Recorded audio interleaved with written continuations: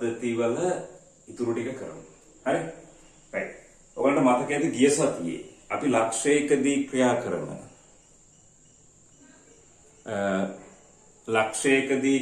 කරන බලවල සංප්‍රයුක්තය කියලා. නේද? ලක්ෂයකදී ක්‍රියා කරන බලවල සංප්‍රයුක්තය. අද මතක් වෙන්නත් එක ගානක් හදමු අපි.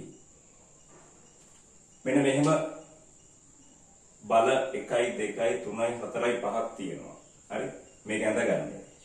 මෙන්න මේ රේඛාවයි එකිනෙකට ලම්බයි. හරි? අනුමයි. මේ පැත්තට නිව්ටන් 2යි 2යි මූල 3යි 6යි 1යි 5යි. හරි? මේක අඳගන්න. ඇඳලා ලියා ගන්න. දී ඇති බලවල සංප්‍රයුක්තයේ විශාලත්වය. දී ඇති බලවල සංප්‍රයුක්තයේ විශාලත්වය. එම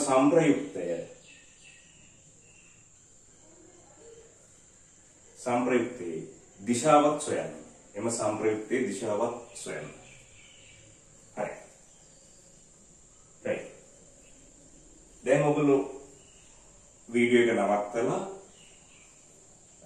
මේක ලියාගන්න.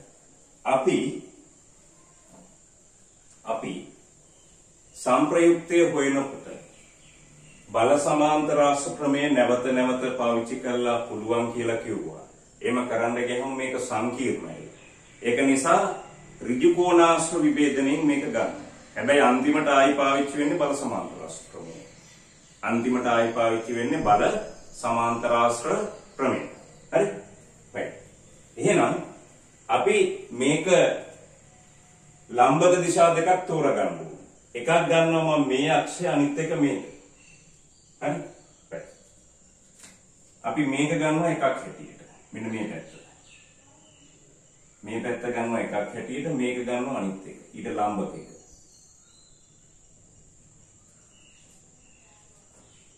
මෙන්න මේ දෙක තමයි අපි තෝරගන්නේ. මේකයි ඊට ලම්බක අක්ෂය මේකයි. ගාන හදන්න කලින් එහෙම ලම්බක අක්ෂ දෙකක් තෝරගන්න ඕනේ. හරි? එහෙනම් ලියා ගන්න. මේ පැත්තට විභේදන කොටස් ටික ගන්නවා. මේ පැත්තට. ඒ පැත්තටම තියෙනවා පහක් තියෙනවා. හරි? මේ පැත්තට වෙන නැහැ. ඊට පස්සේ මෙයා ගන්න. මේ බලය පිළිවෙලට මේක මේ පැත්තට විභේදනය වෙනවා 2 cos 60යි. 2 cos 60යි. මෙහෙම හැරවුවොත් මේ පැත්තට අපි ගන්න පැත්තටමයි මේ ඊතලයේ තියෙන්නේ. ඒක නිසා මෙතන දාන. හරි? ඊට පස්සේ මේ පැත්තට තියෙනවා මේ බලය ගන්නවා. මේක ලම්බකව විභේදනය කරන්න බෑ. ඒක තීරයකින් තේරෙනවනේ අපි යන්නේ ඍජු කෝණාශ්‍රනේ නේද? මෙයා විභේදනය කරන්න බෑ. මොකද මෙයාට ලම්බකයි. ඊට පස්සේ මෙයා විභේදනය කරන්න ඕනේ මේ රේඛාව. මේ පැත්තට. අපිට මෙහෙම හරවන්න බෑනේ. මහා කෝණයක්නේ. අපි ඒක මේ පැත්තෙන් ගන්නවා. මේක 6යිනේ. මෙන්න මේ පැත්තට. මේ රේඛාවට සමාන්තරව. මේ පැත්තට විභේදනය කරනවා 6යි. මේක 30යිනේ. කෝණය තියෙන පැත්තට නෙමෙයි අනිත් පැත්තට. 6යි sin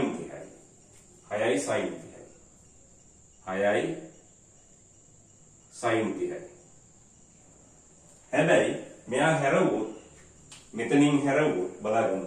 මෙතනින් හැරවුවොත් ගන්න පැත්තට නෙමෙයි තියෙන්නේ අනිත් පැත්තට. ඒක නිසා ඍණ. 6යි sin 30යි. දැන් මෙයා මේ නිව්ටන් එක මෙන්න මේකට ලම්බකයි. ඒක නිසා එයා විභේදනය වෙන්නේ නැහැ. එහෙනම් x වල අගය ගන්න පුළුවන්. 5යි 2යි cos 60 කියන්නේ භාගයයි. ඍණ 6යි sin 30 කියන්නේ භාගයයි. ඕක සුළු වුණොත් එනවා x වල අගය 2යි සුළු නම් 1යි 6යි 6න් 3ක් ගියාම 3යි. ඔය පැත්තට බලය එනවා 3යි කියලා. මේක භාගයයි. දැන් ගන්නවා මේ පැත්තට තියෙන සම්බන්ධය. y. ඊට ලම්බක දිශාව. මෙයා එන්නේ නැහැ ලම්බකයි මෙයා. මේ පැත්තට 2යි cos 60යි. නැත්තම් මෙයා ගමුකෝ. මෙයා මේ පැත්තටම ඉන්නේ. 2යි මූල 3යි. ගන්න පැත්තටම ඉන්නවා මෙයා. මෙයා ගන්න පැත්තට විරුද්ධයි. අඩු කිරීම එක. දැන් පිළිවෙලට මේ පැත්තේ තියෙන බල දෙක ගත්තා. මෙයා විභේදනය වෙන්නේ නැහැ. ලම්බකයි.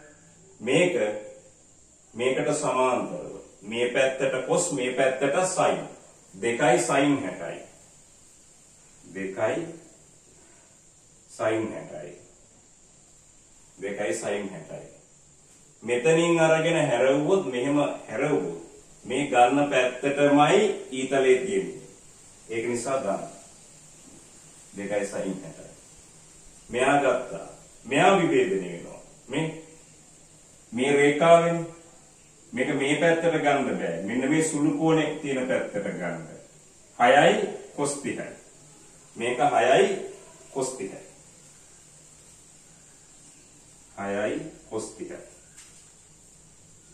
බලන්න. cos 30. කෝණයේ දෙසට cos. 6යි cos 30යි. මෙතනින් අරගෙන මේක හැරවුවොත් ඊතලයේ තියෙන පල්ලෙහාට මෙහෙම හැරෙව්වොත් ඊතලයේ තියෙන පල්ලෙහාට අපි උඩට ධනයි කියලා ගත්තේ ඒක නිසා ඍණ හරි එහෙනම් මෙයා ගත්තා හරි එහෙනම් දැන් ගමු සම්ප්‍රයුක්තය 2යි මූල 3යි මෙන්න මෙතන හදාගන්න මූල 3 කියලා නැත්තම් සුළු කරන්න පොඩ්ඩක් අමාරුයි මූල 3 කියලා ගන්න මෙතන එක දීපත් පුළුවන් අර සුළු කිරීම පොඩ්ඩක් අමාරුයි මෙන්න මෙතන එතකොට ඍණ මූල 3 මූල 3 කියලා ගන්න මේ එතකොට ලේසි සුළු කරගන්න අපිට 2යි මූල 3 ඍණ මූල 3 2යි sin 60 කියන්නේ මූල 3ට 2යි ඍණ 6යි cos 30 කියන්නේ තායි මූල 3ට 2යි මේක සුළු වෙනවා මේක සුළු වුණාම මේ දෙක කැන්සල් වෙනවා ඍණ මූල 3ට ධන මූල 3 යනවා එතකොට මේක සුළු වුණාම එනවා ඍණ මූල 3යි කියලා එන්නේ හරි මෙයා කැපෙනවා මෙතන ඍණ 3යි මූල 3යි ධන 2යි මූල 3යි 2යි මූල 3ෙන් 3යි මූල 3ක් ගියහම ඍණ මූල 3යි හරි රයිට් දැන් අපි සම්ප්‍රයුක්තය ගමු එහෙනම් මේ පැත්තට 3යි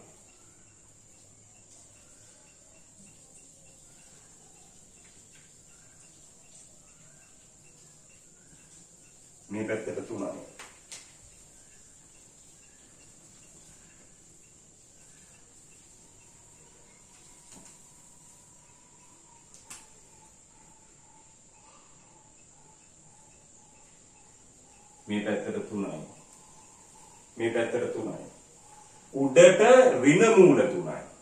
උඩට ඍණ මූල 3යි කියන්නේ ඇත්තටම තියෙන්නේ යටට මෙයා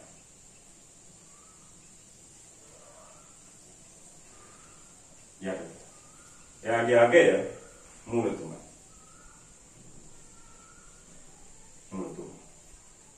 හරි මෙයා උඩට තියෙන අගේ ඍණ අගයක් ඒ කියන්නේ එයා තියෙන්නේ පල්ලෙහාට මෙයා ඇඳා ඒ පටන් ගන්න තැනින් අඳින්න මෙයා පල්ලෙහාට අඳින්නේ ඍණ නිසා හරි එහෙනම් මේ ලක්ෂයකදී ක්‍රියා කරන බල දෙකකට අඩු කරගත්තා ආයි දාන්නේ බල සමාන්තර රාශි ප්‍රමේය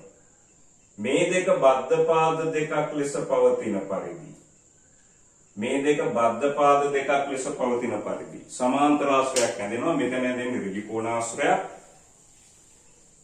සමාන්තර ආශ්‍රය විශේෂ අවස්ථාවක් ඍජු කෝණාශ්‍රය මේක ලම්බකයි එහෙනම් සම්ප්‍රයුක්ත වෙන්නේ මෙයාගේ R කියලා. හරි? R කියලා. එහෙනම් අපි ලියමු සංප්‍රයුක්තය. R වර්ගය. R වර්ගය සමානයි. මේක 3යි. මේක මූල 3යි නම් මේකත් මූල 3යි. පයිතගොරස් ප්‍රමේය නේද? මේක 3යි මේක මූල 3යි. එතකොට 3 වර්ගය ධන මූල 3 වර්ගය. R වර්ගය සමානයි 9යි 3යි. R සමානයි 12යි. R වර්ගය. මේක සුළු වුණාම 12 මූලය කියන්නේ 2යි මූල 3යි. මේක සුළු කරන්න දන්නවනේ නේද?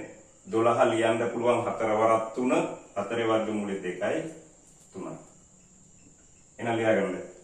සංප්‍රයුක්තයේ විශාලත්වය නිව්ටන් 2යි මූල 3යි. සංප්‍රයුක්තයේ විශාලත්වය නිව්ටන් 2යි මූල 3යි. හරි. අපි දිශාවත් හොයන්න ඕනේ. කැමති මේක අපි අල්ප කියලා දාගමුකෝ මේ කෝණය. මේ කෝණය අල්ප කියලා. ඒක අල්ප කියලා දාගත්තොත්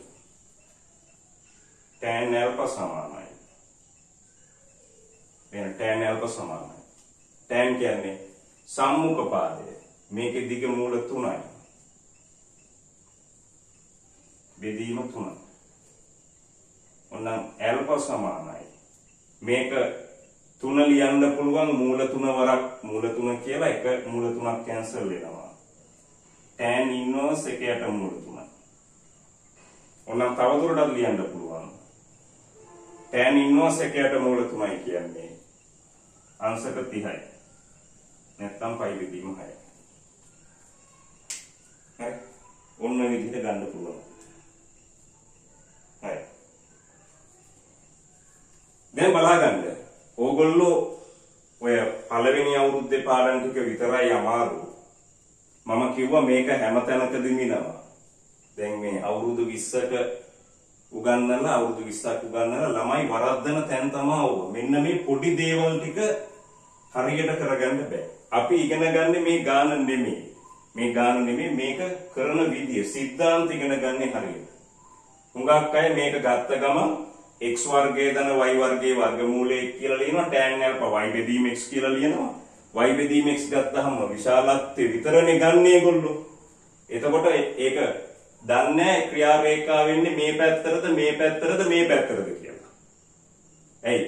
මෙයා මූල තුනම කියලා ගත්තොත් මෙන්න මෙහින් යන්නේ. නේද? ජීවිතේට කරන්න එපා පියෝ මැත් ඒ කියන්නේ ඇප්ලයිඩ් මැත්ස් වල කෙටියෙන් ලියන්න එපා x වර්ගය ධන y වර්ගයේ වර්ගමූලය කෝණය ලියන්න එපා y බෙදීම x කියලා. මම කියන එක පැහැදිලි ඇති. එතකොට හොයාගන්න බෑ සංප්‍රයුක්ත යන්නේ මෙහින්ද මෙහින්ද කියලා. මේ පොඩි දෙයක් තියෙන්නේ. ඔයගොල්ලෝ බය වෙන්න එපා මැත්ස් වල තියෙන්නේ පොඩි දෙයක්. ඒක අපේ අය කටපාඩමට ඉගෙන ගන්න හින්දා යෝක බැරි.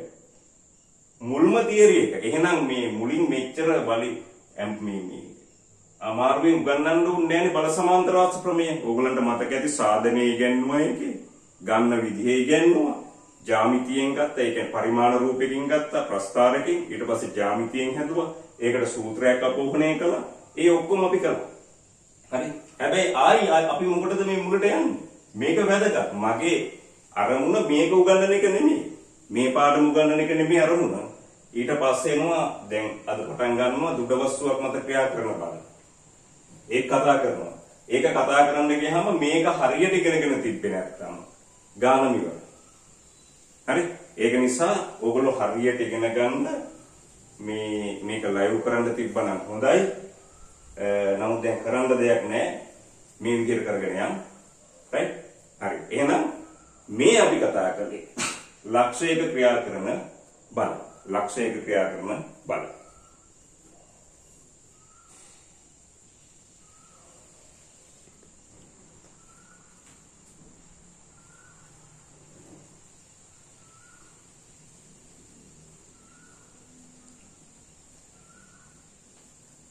හරි. එහෙනම් ඔය මොනවා හරි ප්‍රශ්නයක් තමයි. මොනවා හරි ප්‍රශ්නයක් ආවොත් ලක්ෂයක ක්‍රියා කරන බලවල ඕගොල්ලෝ කෙලින්ම බල සමාන්තර වාස්තු ක්‍රමයෙන්ම හදන්න. එතකොට පැටලෙන්නේ නැහැ. ගිය සතියේට හරි ඉස්සෙල්ලා සති හරි ගානක් දුන්නා අර බලයක දිශාව මාරු වුණාම කොහොමද ගන්නෙ කියලා. තාම හැදුවේ නෑ මං ගන්න. ඔයගොල්ලෝ තව ටිකක් try එකක් දෙන්න ඒක හදන්න. සූත්‍ර වලින් හදන්න. ඔයගොල්ලෝ ඕන එකකින් හදන්න. ඊට පස්සේ මං කියලා දෙන්නම්. හැබැයි තියරි එකක් ඉගෙනුවා කියලා කියන්නේ ඒකෙන් ඕන ගානක් හදන්න පුළුවන්. ඔයගොල්ලෝ බය වෙන්න එපා. ඒකෙන් ඕන ගානක් හදන්න පුළුවන්. හදලා පෙන්නනවා. හරි? ගානෙන් ගානට කටපාඩම් කරන්න දෙයක් නෑ. හරි? දැන් සමහර අයට හිතෙනවා මේ සරල ගණන් විභේදනය අනම්මනම් කරන්න කියලා. ඉතින් හුඟක් අය දන්නේ නෑ ඒ අන්තිමට ගන්නේ බල සමාන්තරාංශ ප්‍රමේය කියලා. දාන්න එපා x වර්ගය ධන y වර්ගය කියලා tan alpha y බෙදීම x කියලා ලියන්න එපා. මොකද සම්ප්‍රයුක්තයේ ක්‍රියා රේඛාව එන පැත්ත හොයාගන්න බෑ සමහර අයට. එතනින් එහාට ඔක්කොම ගණන් බැරි වෙනවා. මේ සරල දේවල් ටික බැරි වෙන්නේ ඔය ඒ හුඟක් අය කටපාඩමින් හදන නිසා. හරි? right. එහෙනම් ලියාගන්න මාතෘකාව ඔය ලක්ෂයක් මත ක්‍රියා කරන ඒකතල බලන ඒකතල කියන්නේ එකම තලයක. ඒ කියන්නේ එකක් මේ පැත්තට මේක සිරස්තලයක්නේ. එක බලයක් මේ පැත්තට, තව බලයක් මේ පැත්තට, තව බලයක් මේ පැත්තට, තව බලයක් මේ පැත්තට. මේකට ලම්බකව බලයක් ආවොත් එතකොට මේ බලය යන්නේ මේ රේඛාව ඔස්සේ. මේ තලයේ නෙමෙයි තියෙන්නේ. හරි? එතකොට ඒ වගේ බල ගැන අපි තාම කතා කරන්නේ නැහැ. කතා කරන්නේ කියන්නේ ඔයගොල්ලන්ට උසස් පෙළේදී කතා කරන්නේ නැහැ. කැම්පස් එකේදී කතා කරන්නේ. හරි? අපි යන කාලේ නම් තිබ්බා දෛශික වලින් හදන්න පුළුවන් ඒවා. හරි? right. ඒකතල බල විතරයි තියෙන්නේ. ඒක නිසා ගාන හදන්න ලේසියි අපිට. හරි? ඉවර වෙන ගමන තියෙන්නේ ඒකතල බල. ලියා ගන්න. දෘඩ වස්තුවක් මත ක්‍රියා කරන ඒකතල බල. මාතෘකාව ලියා ගන්න. දෘඩ වස්තුවක් මත ක්‍රියා කරන ඒකතල බල. හරි. දෘඩ වස්තුවක් මත ක්‍රියා කරන ඒකතල බල. හරි. දෘඩ වස්තුවක් කියලා කියන්නේ හැඩය වෙනස් නොවන එකක්. ඒ කියන්නේ බලයක් යෙදුවාම ඒවායේ කිසිම අංශු දෙකක් අතර සාපේක්ෂ චලිතයක් සිද්ධ වෙන්නේ නැත්නම් අපි ඒකට කියන දෘඩ වස්තුවක් කියලා. දැන් අපි මේ රබර් පටියක් එහෙම ගත්තොත් මෙහෙම ඇද්දාම අංශු මෙහෙම ඈත් වෙනවා. හැඩය වෙනස් වෙනවා. ඒ හැඩය වෙනස් වෙන්නේ නැති එකට තමයි දෘඩ වස්තුවක් කියලා කියන්නේ බලයක් යෙදුවාම. හරි? right. දැන් මෙන්න මෙහෙම ඍජුකෝණාශ්‍රයක් තියෙනවා. අපි හිතමුකෝ මේක ඔය ඝනකාභයක ඔය පෙට්ටියක මෙහෙම තියෙන පෙට්ටියක ඒ පෙට්ටියක මෙන්න මේ තලයේ කියලා. හරි?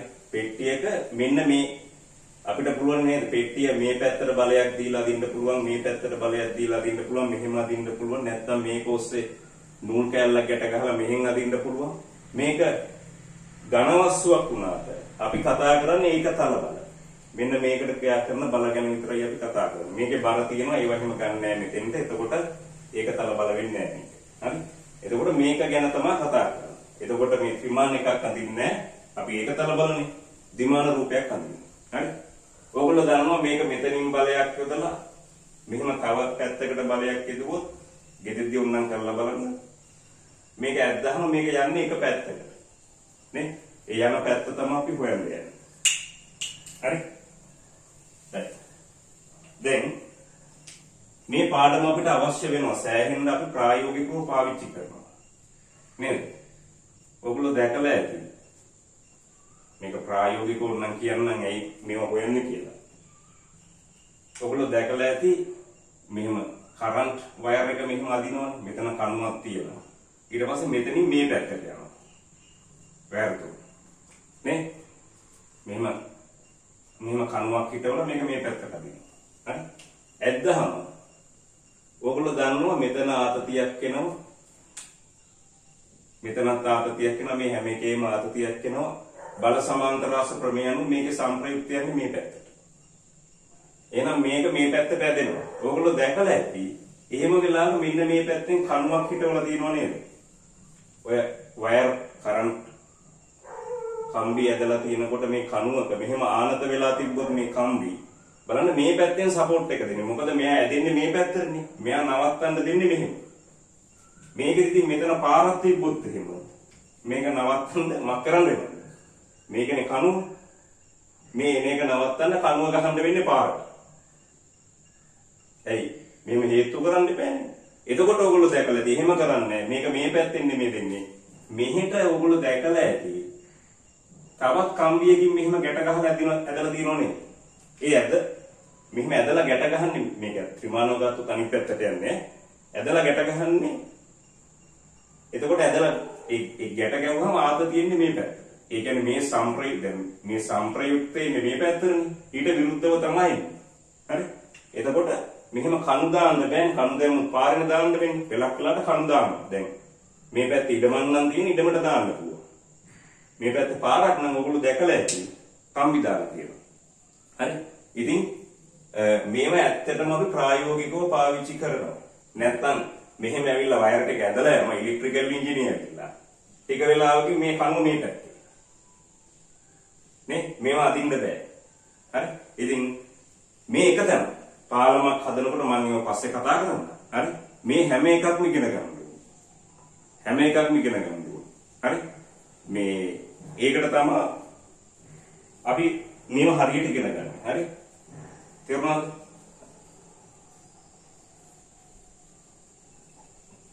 ලියන්න.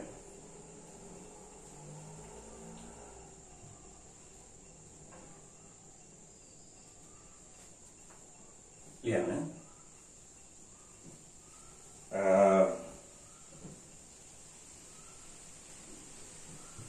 මාතෘකාවක් ලියන්න. අනුමාතෘකාවක් ලියගන්න. බල සම්ප්‍රේෂ්‍යතා මූලධර්මය. බල සම්ප්‍රේෂ්‍යතා මූලධර්මය. බල සම්ප්‍රේෂ්‍යතා මූලධර්මය.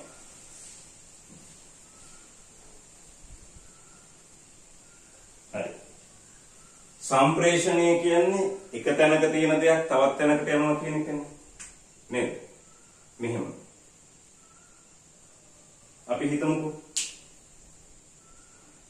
මෙන්න මේ A ලක්ෂයෙන් F බලයක් ක්‍රියාත්මක වෙනවා. F බලය. ඔයගොල්ලෝ දන්නවා බලයක ලක්ෂණ කියන උපයෝගී ලක්ෂයක් තියෙනවා ක්‍රියාරේඛාවක් තියෙනවා. උපයෝගී ලක්ෂයක් තියෙනවා ක්‍රියාරේඛාවක් තියෙනවා. හරි? මේක තුල්ලයයිලු. මෙතන තව අපි ගමුකෝ B කියලා ලක්ෂයක් තියෙනවා කියලා.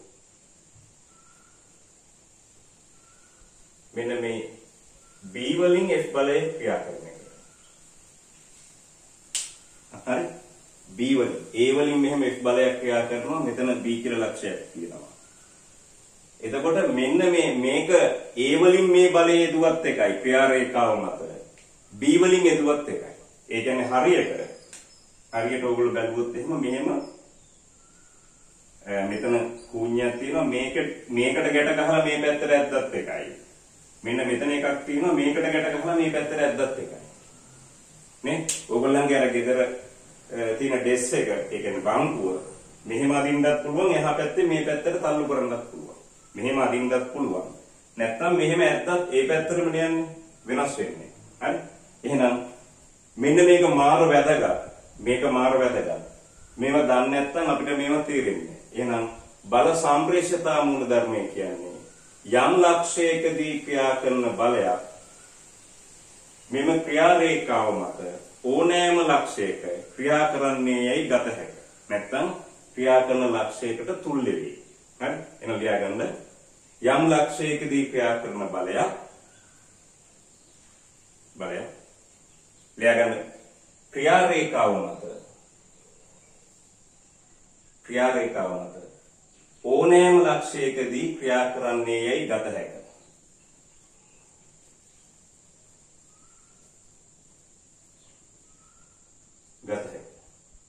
හරි? ඕනම් මේක ඇඳලා තියාගන්න. මේක තුල්ලයයි. තුල්ලයයි කියලා දාන්න ඕගොල්ලෝ අංග සමයි කියලා දාන්න. ඉරි කියලා තුනනේ ගහන්නේ සර්ව සමයි. මේක දාන්න. A වලදී ක්‍රියා කරන F බලය සමානයි වූ මෙම ක්‍රියා රේඛා මත B වලදී ක්‍රියා කරන F බලය. ඕකට කියනවා බල සම්ප්‍රේෂ්‍යතා මූලධර්ම කියලා. ඒ කියන්නේ ඇණයක් ගහලා මෙතනින් යද්දත් එකයි. ඇණයක් ගහලා මෙතනින් යද්දත් එකයි. මෙතනින් ඇණයක් ගහලා මේ පැත්තට යද්දත් එකයි. එකම පැත්ත. හරි? එහෙනම් මොකද්ද බල සම්ප්‍රේෂ්‍යතා මූලධර්මය කියන්නේ? යම් ලක්ෂයකදී ක්‍රියා කරන බලයක් මේ ක්‍රියා රේඛාව මත ඕනෑම ලක්ෂයකදී ක්‍රියා කරන්නේයි ගත හැකියි. මෙතනින් ගන්නත් පුළුවන්, ඒක මෙතනින් ගන්නත් පුළුවන්. හරි. එහෙනම් ඕක ඇදලා තියගන්න. හරි.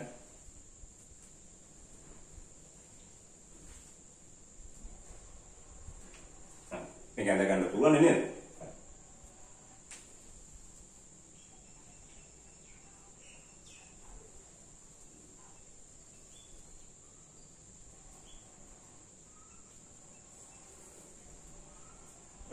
දැන් බලන්න මේ පැත්ත. මෙන්න මෙහෙම ABCD කියලා දෘඩ වස්තුවක් තියෙනවා. ඍජු කෝණාශ්‍රය. ABCD කියලා. right? හරි. මේ පැත්තට දෙනවා නිව්ටන් 3ක්. මේ පැත්තට දෙනවා නිව්ටන් 2ක්.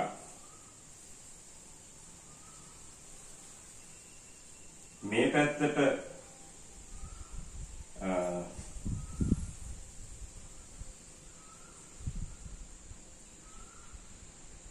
නිව්ටන් 2යි. මේ පැත්තට නිව්ටන් 1යි කියලා ගමු. මේ පැත්තට නිව්ටන් 1යි. මේ පැත්තට නිව්ටන් 4යි.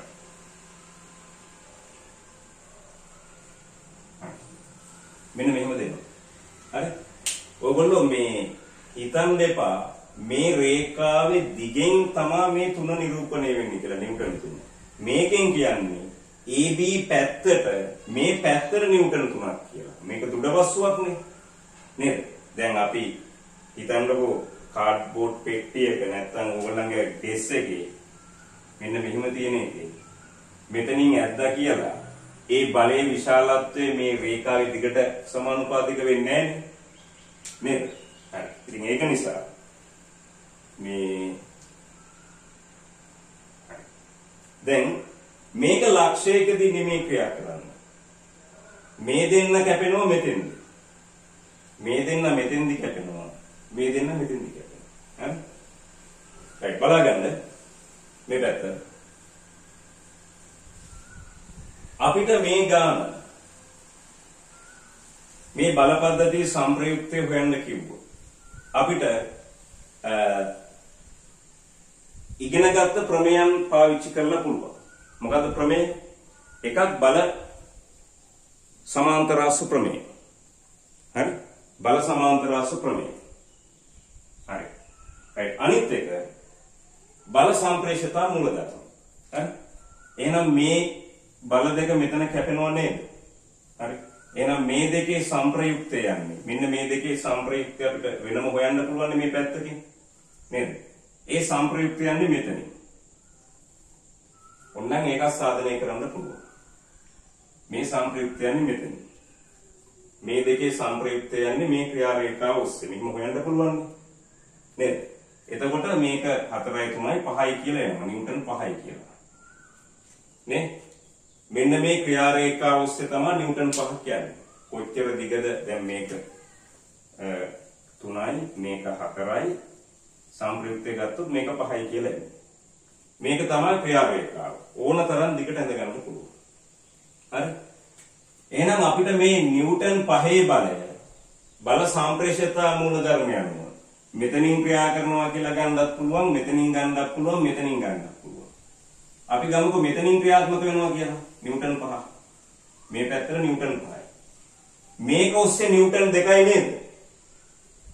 බල සම්ප්‍රේෂිතා මූල ධර්මයන්. ඒක මෙතනින් ගන්නත් පුළුවන්, මෙතනින් ගන්නත් පුළුවන්, මෙතනින් ගන්නත් පුළුවන්. ඔන්න නිව්ටන් 2 බලය. හරි? එහෙනම් ආයි ලක්ෂයකදී ක්‍රියා කරන බල දෙකක් තියෙනවා. එහෙනම් මේ දෙකේ සම්ප්‍රයුක්තය මේ නිව්ටන් 5යි නිව්ටන් 2ේ සම්ප්‍රයුක්තය යනවා මේ පැත්තට. ඔන්න නේද? හරි? මේකේ සම්ප්‍රයුක්තය මොකක් හරි. හරි? ඊට පස්සේ මේ බල දෙක වෙනුවට මෙයා ගත්තා. මෙයයි වෙනුවට මේ 2යි 5යි වෙනුවට මෙයා ගත්තා. දැන් බල 3 බල එකකට අඩු වෙලා තියෙන්නේ. මෙයාගේ ක්‍රියා රේඛාව දික් කරන්න පුළුවන් මේ. දික් කරන්න පුළුවන්. මේක මෙතනින් ක්‍රියාත්මක වෙනවා කියලා ගන්නත් පුළුවන්. එතකොට ඔන්න නිව්ටන් එකේ බලය. මෙන්න අනිත් දෙකේ සංප්‍රයුක්තය. එහෙනම් මේකට ආයි දාන්න පුළුවන් බල සමාන්තර ආශ්‍ර ප්‍රමේය. එහෙනම් ආයි බලාගන්න මේ දෙකේ සංප්‍රයුක්තය යන්නේ මේ පැත්තට යන්නේ. ඒ නිව්ටන් 5යි එක මෙතනින් ඕන තැනකින් ගන්න පුළුවන් අපි මෙතනින් ගමු. නිව්ටන් දෙකේ බලය එක්ක මෙතනින් ඕන තැනකින් ගන්න පුළුවන්. මේක තව ටිකක් දික් කළොත් මෙහෙන් කියලාත් පුළුවන්. අපිට ගන්න පුළුවන් මෙතනින් කියලා. එතකොට ආයි ලක්ෂයකදී ක්‍රියා කරන බල දෙකක්. එතකොට 5යි දෙකේ සංප්‍රයුක්තය. ඒ දෙකේ සංප්‍රයුක්තය යන්නේ මේ පැත්තට. මේ තනි බලය මෙහෙම එනවා. ආයි මෙතනින් ක්‍රියාත්මක වෙනවා. ක්‍රියාත්මක වුණාම ওই දෙකේ සංප්‍රයුක්තය ගන්න පුළුවන්. එතකොට මේ බල සියල්ලකම සංප්‍රයුක්තය ලැබෙනවා. හරි. එහෙනම් ඕගොල්ලන්ට දැනෙන්න ඕනේ අපි මෙච්චර කල් ලක්ෂයකදී ක්‍රියා කරන බලවල සංප්‍රයුක්තයයි බල සම්ප්‍රේෂිතා මූල ධර්මයයි ඉගෙන ගත්තේ මොකටද කියලා. මෙහෙම දෘಢ වස්තුවක් මත ක්‍රියා කරන බලවල සංප්‍රයුක්තය හොයන්න පුළුවන් ඔය න්‍යායන් දෙක පාවිච්චි කරලා. හරි? right. එහෙනම් අපි මෙහෙම කරන්න ගියහම අපිට වෙලා යනවා. නමුත් මෙතුවක් කල් පේපර් එක අහලා නැහැ එහෙම. අහයිද දන්නේ නැහැ. නිකන් යාළුවෙකුට හරි කියලා බලන්නකෝ. මේ දෘಢ වස්තුවක් මත ක්‍රියා කරන බල සමාන්තර රාශි ප්‍රමේයයි බල සම්ප්‍රේෂිතා මූල ධර්මයයි පමණක් භාවිතයෙන් විසඳන්න කියලා. හරි? right. ඉතින් මෙතුවක් කල් අහලා නැහැ. හරි? right. නමුත් අපිට එහෙම පුළුවන්. අපිට ඕන නම් එහෙම පුළුවන්. හරි? right. අපි ගානක් හදමු. මේක ලේසි. අර විදිහට විභේදන වලින් හදන්න.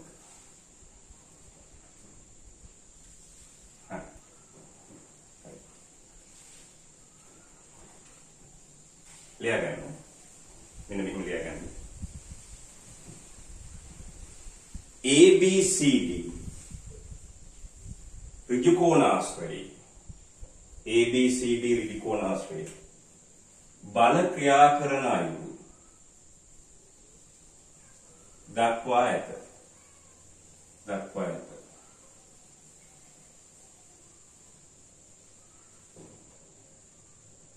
ABCD ත්‍රිකෝණාශ්‍රයේ බල ක්‍රියා කරන අයුරු දක්වා ඇත. දී ඇති බලවල සංප්‍රයුක්තයේ විශාලත්වය දී ඇති බලවල සංප්‍රයුක්තයේ විශාලත්වය එම සංප්‍රයුක්තය AB සමග සාධන කෝණයක් සොයන. එම සංප්‍රයුක්තය AB සමග සාධන කෝණයක් සොයන. මේක නිව්ටන් 3යි නිව්ටන් 2යි නිව්ටන් 6යි නිව්ටන් 1යි.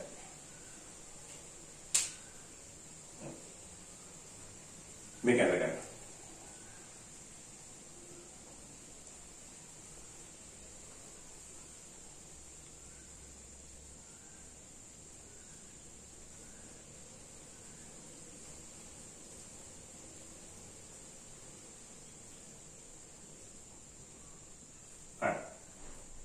අර ඉස්සෙල්ලා කියූප එක තේරුම් නැත්නම් පස්සේ ඒ කියන්නේ අහන්න ගෲප්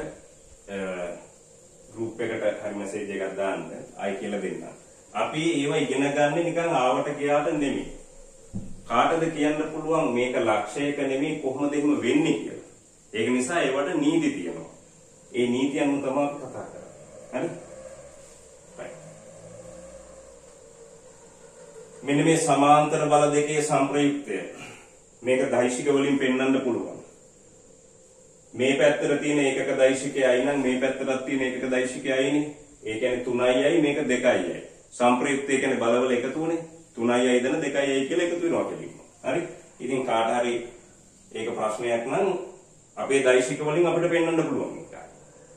නැත්තම් මේක වෙන විදිහකුත් තියෙනවා සමාන්තර බල දෙකේ සංප්‍රයුක්තය ගන්න ආයි බල සමාන්තර රාශි ක්‍රමයේ පාවිච්චි කරලා පුළුවන්. ඒවා ඉතින් නෑ සිලබස් එකේ. ඕනනම් කියලා දෙන්න. හරි?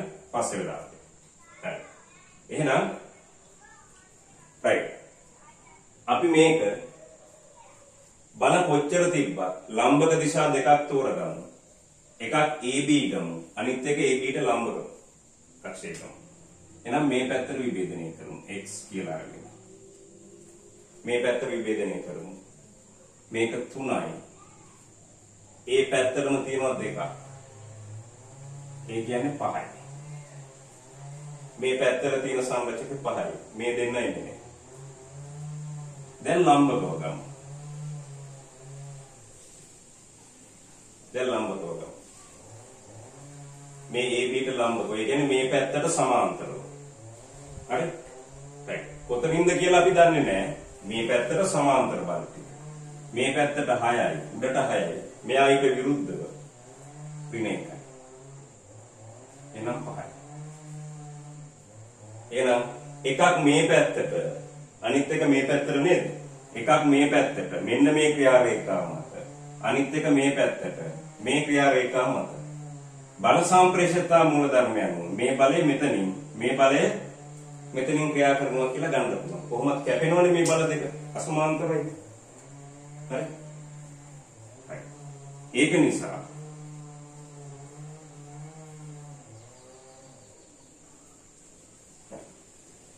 එහෙනම් මේක අදින්න මේ පැත්තට 5යි.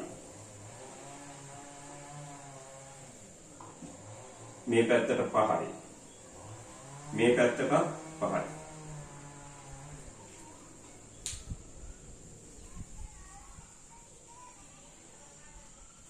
හරි. දැනගන්න.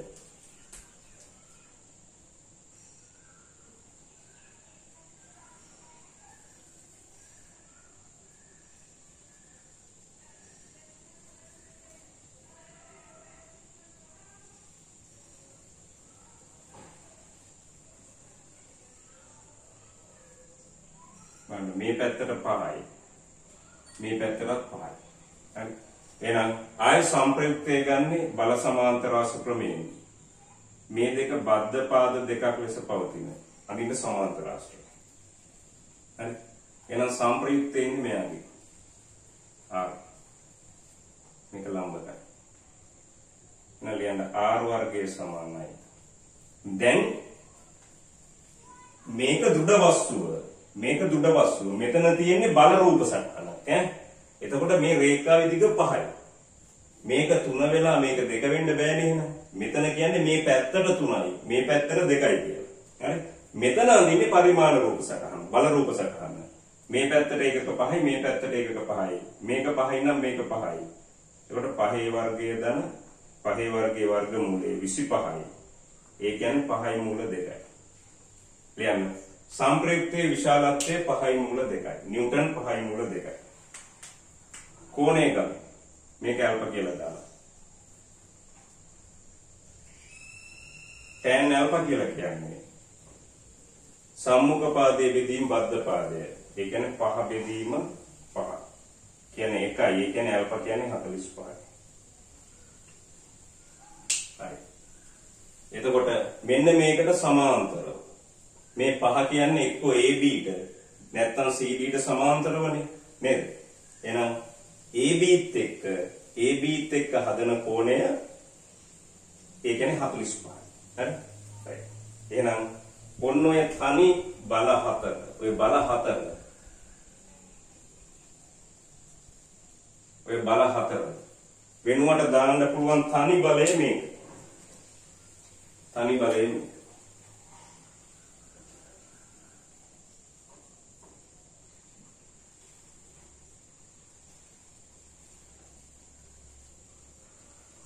පහයි මූල 2යි නිව්ටන්. මේ කෝණය 45යි. හරි? right.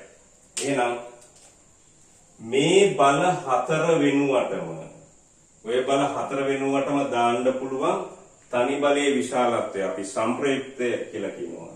විශාලත්වය 5යි මූල 2යි. ඒක ABත් එක්ක හදන කෝණය 45යි. හරි? බල සම්ප්‍රේෂිතා මූල ධර්මය අනුව මේක ක්‍රියා රේඛාවනේ. ඒක මෙතනින් ඕන තැනකින් ක්‍රියා කරනවා කියලා ගන්න පුළුවන්. හරි?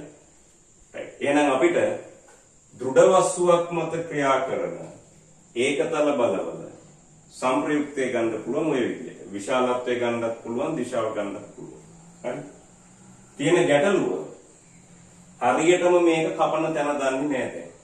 කොතනින්ද හරියටම කපන්නේ කියලා ඒක ගූර්ණය යටතේ අපි කතා කරමු. හරි? ගූර්ණය යටතේ කතා කරමු. මං හිතන්නේ ඔයගොල්ලෝ සරල රේඛාව නෝට් එක ලියලා ඇති. ඒකත් බලාගන්න. දැන් සමහර අය බලනවා PO maths වල සරල රේඛාව ඉගෙන ගත්තේ මොකටද මේ applied maths වලට කියන්නේ. හරි? අපි PO maths ඉගෙන ගන්නේ ඒක යොදා ගන්න. ඒ කියන්නේ apply කරන්න. PO maths වල සෛද්ධාන්තික ඉගෙන ගත්ත සියලු දේවල් අපිට applied maths වලට පාවිච්චි කරන්න පුළුවන්. හරි? right. එහෙනම් ආයි මේක බල සමාන්තර ආශ්‍රිත ක්‍රමයට එනවා කියලා පැහැදිලි ඔයගොල්ලන්ට. පැහැදිලි. දැන් විශාලත්වය හොයන්න පුළුවන්, දිශාව හොයන්න පුළුවන්. හරි? ඉතින් මේකත් එක්ක 45යි කියලා කියන්නේ. මෙතනත් ගත්තොත් අංශක 45යි. ඒ කියන්නේ මේකත් එක්කත් 45යි. මේක දික් කළොත් ආයි මේකත් එක්කත් 45යි. එක රේඛාවක් එක්ක හොයන්න අනිත් ඕන එකක් හොයන්න පුළුවන්. හරි? right. එහෙනම් අපි තව ගානක් හදන්න බලමු.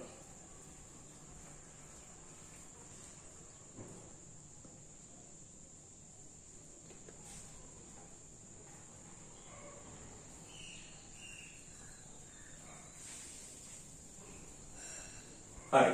අපි තව ගානක් ලියගමු මේ විදිහට. පහත දක්වා ඇති A B C D පහත දක්වා ඇති A B C D සමචතුරස්‍රය.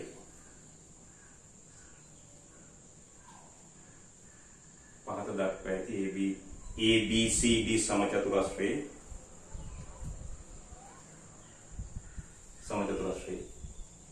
දී ඇති බලවල සංප්‍රයුක්තයේ විශාලත්වය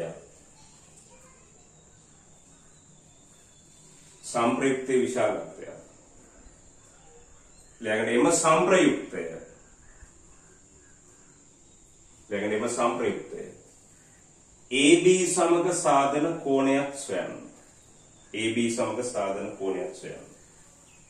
එහෙනම් මේ ගාන ඇඳලා ඔය ටික ලියන්න.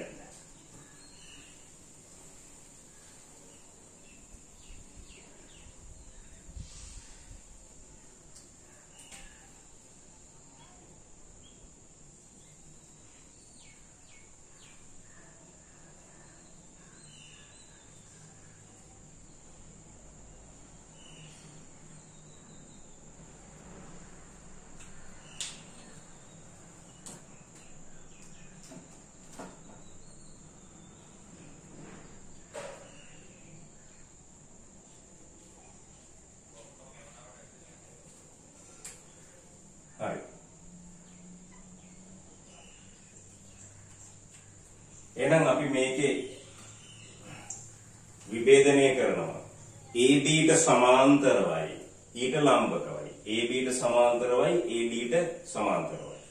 AB AD කියන්නේ එකිනෙකට ලම්බකයි නේද? හරි. එහෙනම් ලියාගන්න. තව දෙයක්.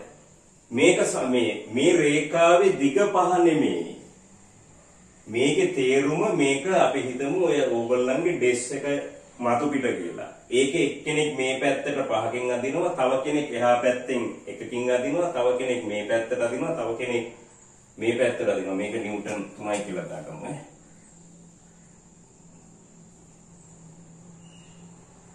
මේක නිව්ටන් 3යි කියලා දාගමු. හරි? මේ තව කෙනෙක් මේ පැත්තට අදිනවා. හරි? ඇත්තහම මේක කොයි පැත්තටද යන්නේ කියලා තමයි මේ අපි හොයන්න යන්නේ. එතකොට දැන් එහෙම පුළුවන් නේද මේ ඩෙස් එක කියලා හිතන්නකො දෘඩ වස්තුව. ඒකේ මතු පිට. ඕගොල්ලෝ කරන්නේ ඔය ඩෙස් එකක් අරගන්නේ නේද? මෙහෙම අදිනවා. එක්කෙනෙක් මේ පැත්තෙන් අදිනවා, තව කෙනෙක් මේ පැත්තෙන් අදිනවා. අදින්න පුළුවන්. එතකොට මේ ඩෙස් එක යන්නේ එක පැත්තකට. වැඩි ශක්තිය තියෙන පැත්තට යනවා. යන්නේ කොයි පැත්තටද? ඒකේ විශාලත්වය කොච්චරද කියලා හොයන්න යන්නේ. හරි? right. එතකොට පැහැදිලි මේ රේඛාවේ දිග නෙමෙයි මේ පහ කියලා කියන්නේ. හරි? ලියන්න. තව දෙයක් තමයි මෙන්න මේ කෝණය කීයද? මේක 90යි. මේක 90යි. මේක මතක නැත්තම් සාමාන්‍ය ජ්‍යාමිතියෙන් ගන්න පුළුවන්. මේ සමචතුරස්‍රයක් නම් මේ පාදෙ දිගයි සමානයිනේ. මේ තියෙන්නේ බලය. මේ පාදෙ දිග නෙමෙයි 3 කියන්නේ. එහෙනම් මේකේ දිගයි සමානයි. එහෙනම් මේ පාද දෙක සමාන නම් ඊට ඉස්සරහින් තියෙන කෝණ දෙක සමානයි. මේක x නම් මේකත් x. මේක 90යි. 2x සමානයි 90යි. ඒ කියන්නේ x කියන්නේ 45යි. එහෙනම් මෙන්න මේ කෝණය අපි දන්නවා. අංශක 45යි කියලා. අංශක 45යි කියලා. හරි. අංශක 45යි කියලා ගන්නවා. එහෙනම් ලම්බක දිශා දෙක ගමු. අපි විභේදනය කරමු ABට සමාන්තරව මේ පැත්තට. අපි ඒක ගන්නවා x කියලා.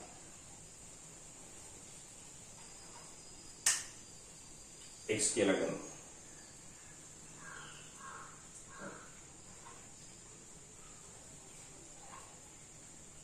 මේ පැත්තට තියෙන සංරචක අපි x කියලා ගන්නවා. එහෙනම් ඒ පැත්තට තියෙනවා 5 තියෙනවා. තව ඒ පැත්තටම තියෙනවා 1. හරි. ඒ පැත්තටම තියෙනවා 1. හරි. මේ දෙන්න ඉන්නේ ලම්බක නිසා. ABට ලම්බක නිසා. මෙයා ABට ලම්බකයිනේ. එහෙනම් අපි මේ පැත්තට විභේදනය වෙනවා. 2 මූල 2 cos 45යි. 2 මූල 2. මම එකපාර ලියන්නම්. cos 45 කියන්නේ 1යට මූල 2යි. කෝණයේ දෙසට cos 2 මූල 2 cos 45යි.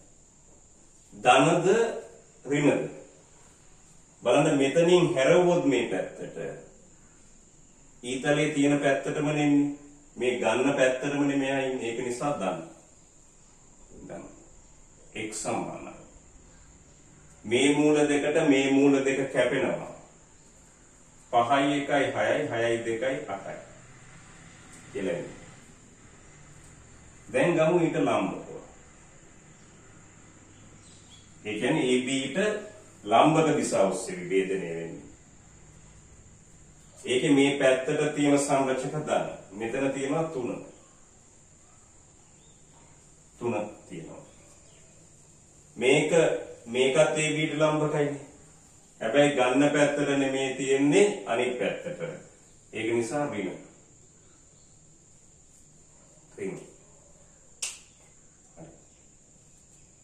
මෙයා විභේදනය කරමු. ඒක මෙතනිනුත් පුළුවන්, මෙතනිනුත් පුළුවන්.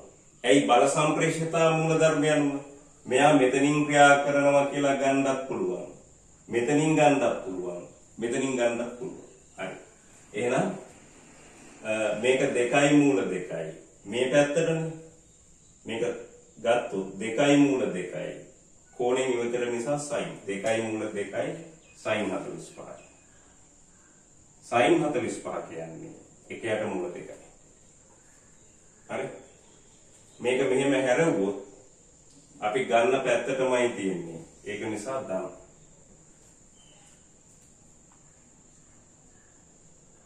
එහෙනම් y සමානයි. මේ දෙකට මේ දෙක කැන්සල් වෙනවා. ඍණ 2යි ධන 2යි කැන්සල් වෙනවා 3යි. හරි. එහෙනම්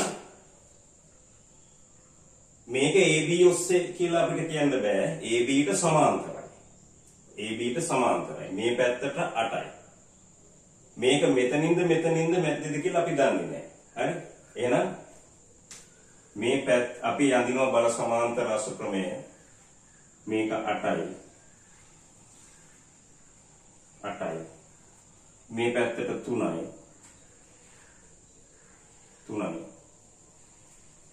එහෙනම් මෙන්න මේක පරිමාණ රූපේ. මේකේ දිග 1ක 8යි. මේකේ දිග 1ක 3යි. එහෙනම් සංප්‍රයුක්තය හොයන්නේ බල සමාන්තර රාශි ක්‍රමය. එහෙනම් මේ දෙක බද්ධ පාද දෙකක් ලෙස පවතින සමාන්තර ආශ්‍රයයක්. ඒ කියන්නේ වෙඩිකෝණ ආශ්‍රයයක්. මෙයාගේ r හොයන්නයි යන්නේ. ගන්න එපා x වර්ගය ධන y වර්ගය සමහර අය හිතනවා මේක මේ මොකටද මේක ඇඳ ඉන්නේ අරකින් උත්තර එනවනේ කියලා. කරලා බලමුකෝ. එතනින් එහාට මොකද වෙන්නේ කියලා. ඉතින් ඕක ඉතින් මෙච්චර ලේසි දෙයක් තියෙද්දි එහෙනම් මම මේකට මෙච්චර කරදර වෙන්නේ හේතුවක් තියෙන හින්දානේ. මම කිව්වනේ ඕගොල්ලන්ට x වර්ගය දන y වර්ගයෙන් ගන්න පුළුවන් කියලා. y බෙදීම x කියලා ගත්තට ඒක පැටලෙන තැන් තියෙනවා. ඒක හේතුවක් ඇතුව කියන්නේ මේක. ඔය ළමයි වරද්දන තැන් ගොඩාක් තියෙනවා. දැන් ගණිතයේ ගොඩාක් තැන් වරද්දන ඒවා තියෙනවා. හරි? මම එහෙම වෙනම වීඩියෝ එකක් දානවා ගණිතයේ කරන වැරදි කියලා. right? හරි. දැන් r වර්ගය. මේ බලන්න මේකේ දිග මම කිව්වා මේක පරිමාණ රූපයක්. හරි? මේක 8යි. මේක 3යි නම් මේකත් 3යි. එහෙනම් මේ රේඛායි දිග ගන්න 8 වර්ගය දන 3 වර්ගයේ කියලා. එහෙනම් 8 වර්ගය 64යි මේක සුළු කරලා බලන්න 8 වර්ගය 64යි 3 වර්ගය 9යි 64යි 9යි කියන්නේ 73යි 73 මූලය. යන සම්ප්‍රයුක්තයේ විශාලත්වය නිව්ටන් 73යි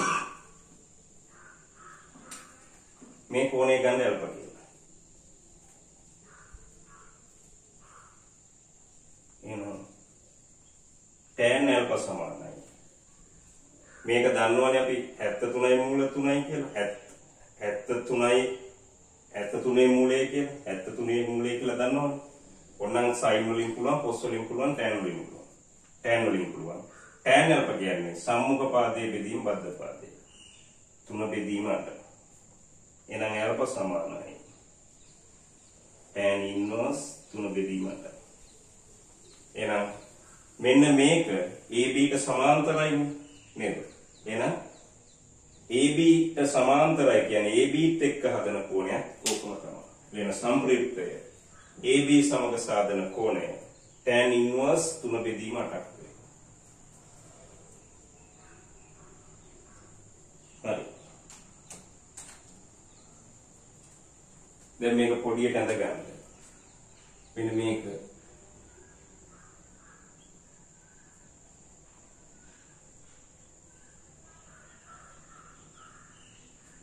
අපි දන්නේ සම්ප්‍රයුක්තයේ කොතනින්ද යන්නේ කියලා. මේ කැමති තැනකින් දැනට ඇඳ ගන්න. මෙන්න මේකේ විශාලත්වය මූල 73යි. වර්ගමූල 73යි. මේකත් එක්ක බලන්න. මෙන්න මේක AB ට සමාන්තරයි නේද?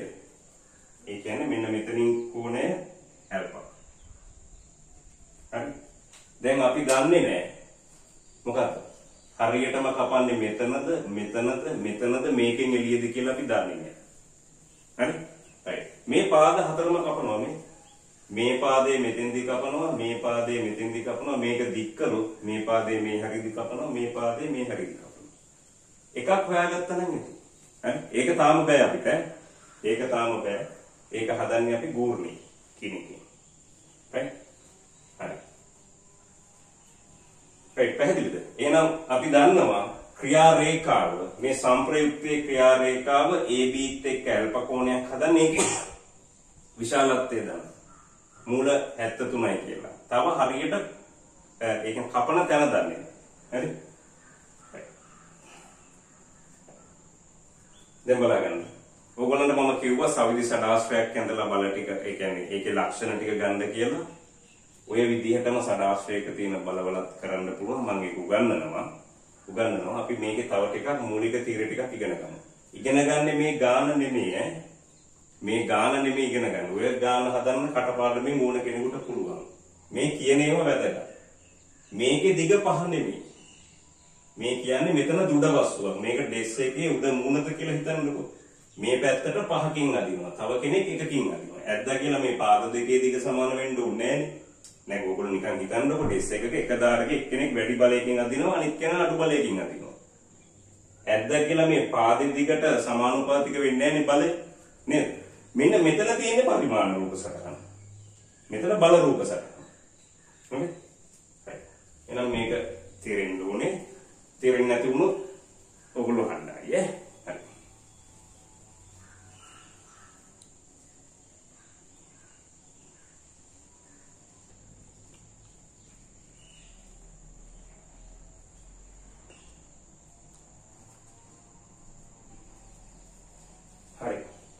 අපි ඔගේ ගණන් හදන්න ඕනේ. හරි? අපි ඊළඟ ඒකකයට යමු. ඒ කියන්නේ දැන් අපිට ලක්ෂයක් දුර වස්තුවක් මත ක්‍රියා කරන බලයක විශාලත්වයයි දිශාවයි තීරණය කරන්න පුළුවන්. හරි? ගාන අමාරු ගණන් කියලා කියන්නේ බල ටිකක් වැඩිපුර එන එක. හරි? ලියාගන්න මාතෘකාවක් මේක වැදගත්. ලක්ෂයක් වටා බලයක ගූර්ණය. ලක්ෂයක් වටා බලයක ගූර්ණය. ලක්ෂයක් වටා බලයක ගූර්ණය. හරි. then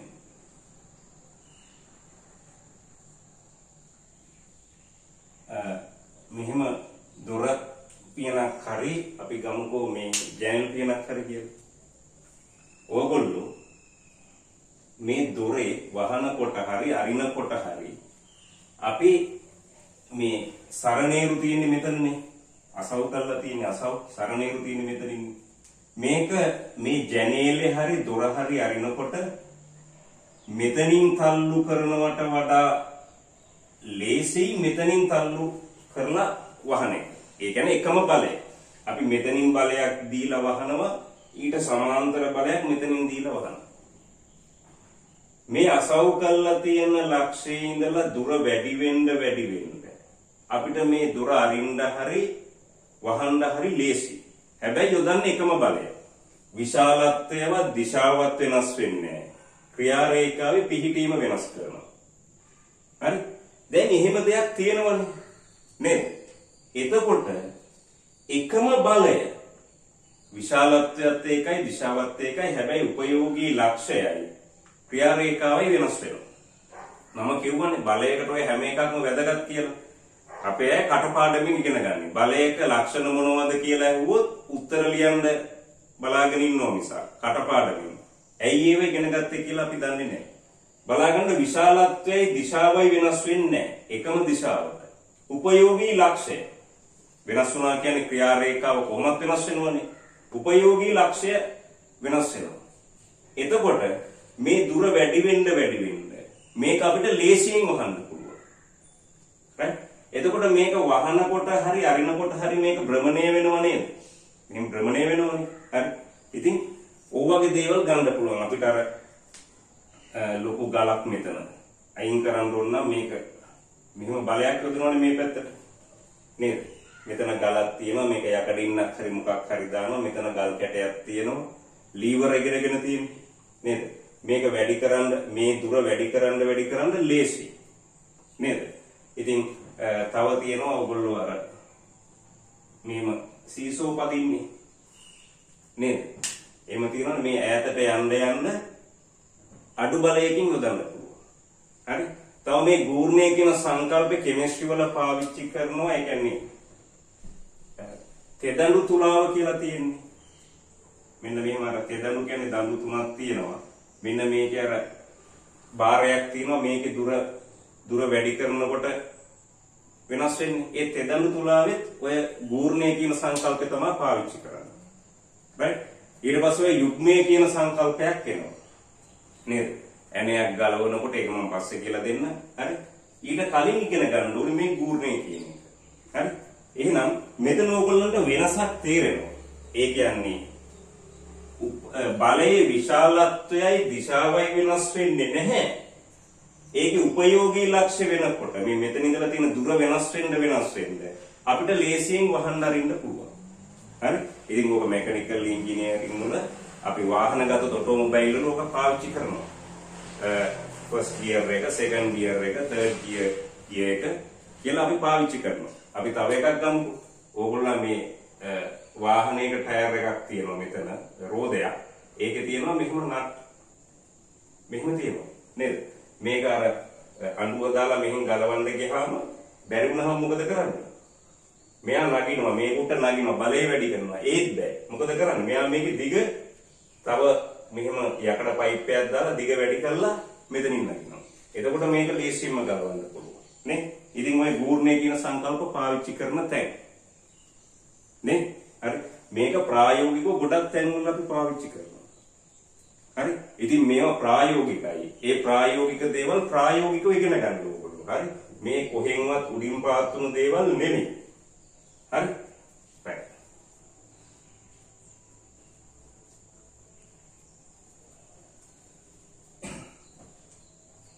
අපි බලමු මේක සෛද්ධාන්තිකව මොකද වෙන්නේ කියලා. මේ ගූර්ණය කියන්නේ මොකක්ද කියලා. අපි ගමු. ලියන්න. ලක්ෂයක් වටා බලයක ගූර්ණය යනු ලක්ෂයක් වටා බලයක ගූර්ණය යනු බලයේ විශාලත්වයේ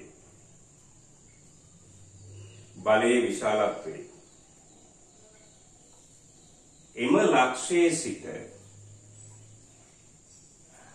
බලයේ ක්‍රියාරේඛාවට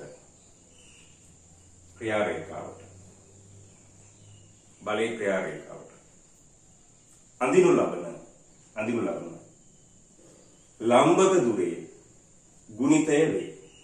අඳිනු ලබන ලම්බක දුරේ ගුණිතය වේ. හරි. එහෙනම් ලක්ෂයක් වටා බලයක ගූර්ණය කියලා කියන්නේ බලයේ විශාලත්වයේ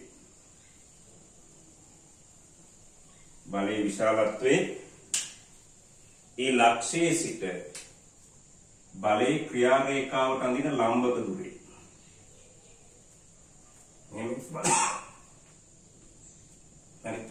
මෙන්න මෙහෙම F බලයක් මෙතනින් ක්‍රියාත්මක වෙනවා. ඒකේ ක්‍රියා රේඛාව කියන්නේ උපයෝගී ලක්ෂය හඳින රේඛාව. හරි. මේක අරගෙන.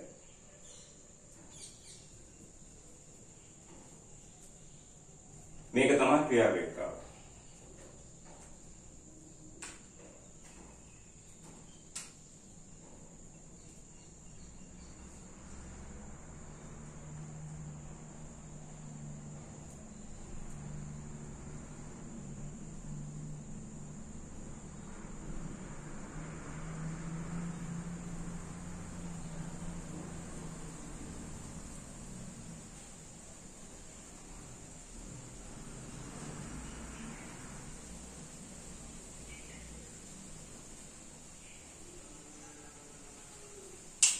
ඒ වටා FE ගූර්ණයේ විශාලත්වය කියන්නේ F බලයේ විශාලත්වය ඒ කියන්නේ මාපාංක ගුණ කරනවා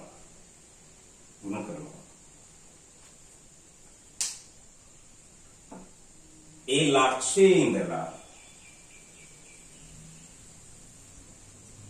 ක්‍රියාරේඛාවට අපි ලම්බකයක් ඇඳුවා. මෙන්න මේ ලම්බක දුරේ ගුණිතය. F වරක් B. මෙතන ඉන්නේ විශාලත්වය.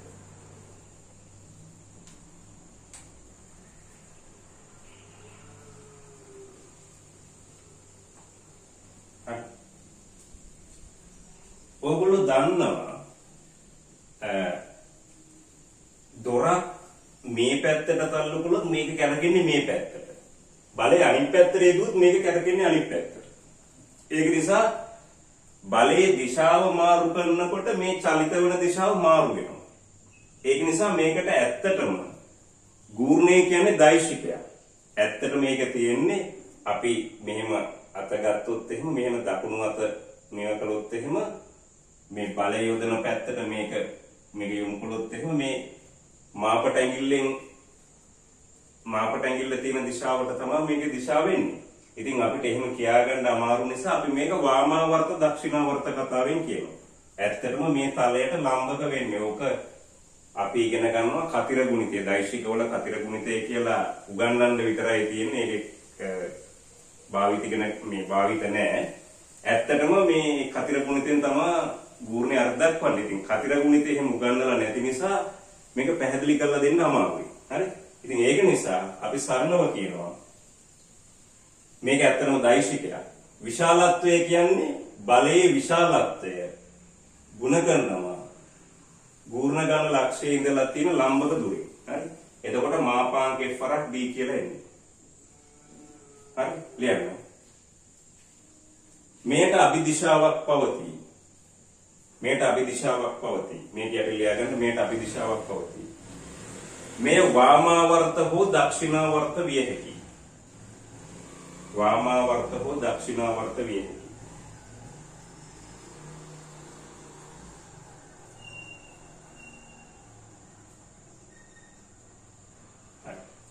දැන් මේක නම් තියෙන්නේ මෙහෙම හිතන්නකෝ මේක දොර කියලා හිතන්නකෝ මේක මේ පැත්තට ඇද්දොත් එහෙම දොර කැරකෙන්නේ මේ පැත්තට නේද දොර කැරකෙන්නේ මේ පැත්තටනේ එහෙනම් මෙන්න මේ ඒ වටා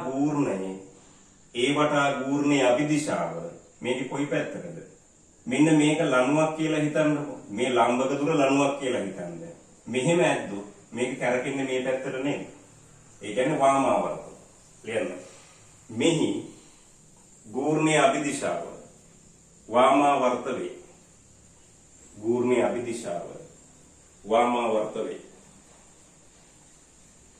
ගූර්ණයේ අභිදිශාව වාමාවර්ත වේ ආයි බලාගන්න මේවා ඔක්කොම ඕනේ මේවා අමතක කරන්න බෑ මේ සරල එකේ ඉඳලා ඉගෙන ගන්න මේවා පුළුවන් වුණාම ඉදිරියට එන්න ලේසි හරි 13 පාඩම් ටික ලේසි හුඟක් අයට ඔය මුල් ටික තමයි බැරි මේකේ වාමාවර්තද දක්ෂිනාවර්තද කියලා හොයාගන්න බෑ හරි ගූර්ණයේ ගන්න තේරෙන්නේ නැහැ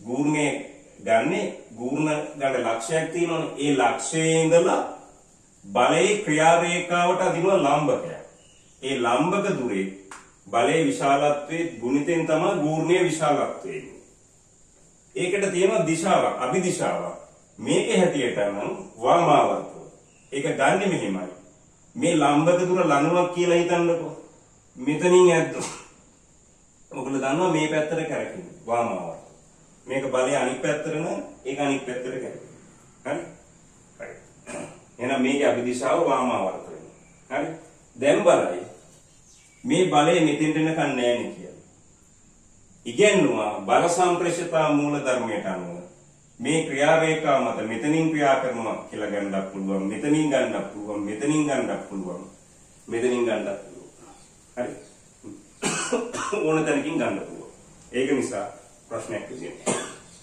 හරි එහෙනම් ලක්ෂයක් වටා බලයක ගූර්ණය කියනක ඔබ ලියගන්න හරි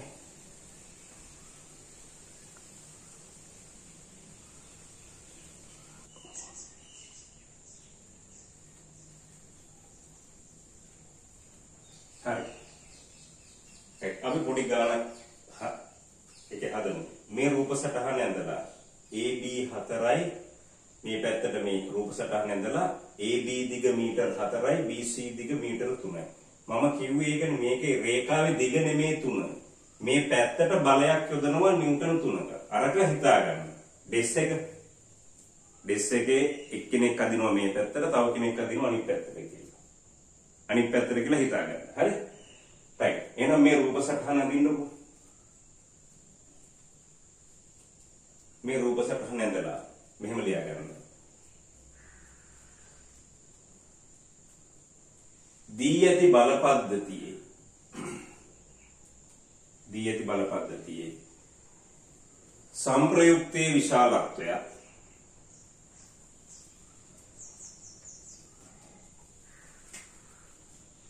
දී ඇති බල පද්ධතියේ සංප්‍රයුක්තයේ විශාලත්වය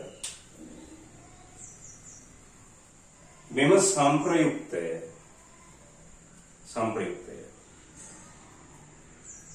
AB සමග සාධන කෝණයක් සොයන්න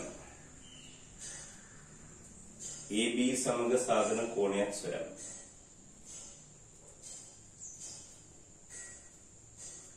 AB සමග සාධන කෝණයක් සොයන්න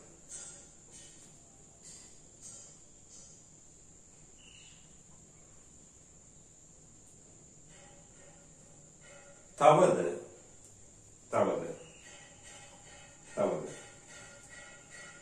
දී ඇති බල පද්ධතියේ A ක්‍රමාන්ත දාලියා ගන්න A B C හා D ලක්ෂ වටා ගූර්ණවල වීගියයි කියන්නේ ලක්ෂ වටා ගූර්ණවල වීගියයි කියන්නේ වෙන වෙනම සොයන්න ලක්ෂ වටා ගූර්ණවල වීගියයි කියන්නේ වෙන වෙනම සොයන්න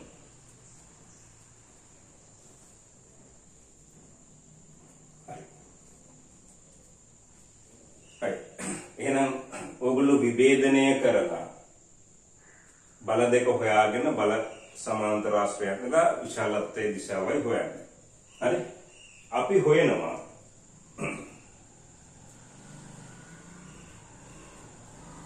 අපි හොයනවා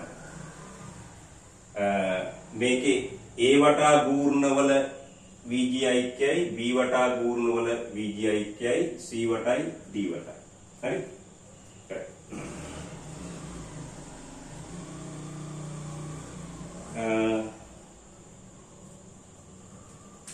අපි මෙහෙම ගන්නවා GA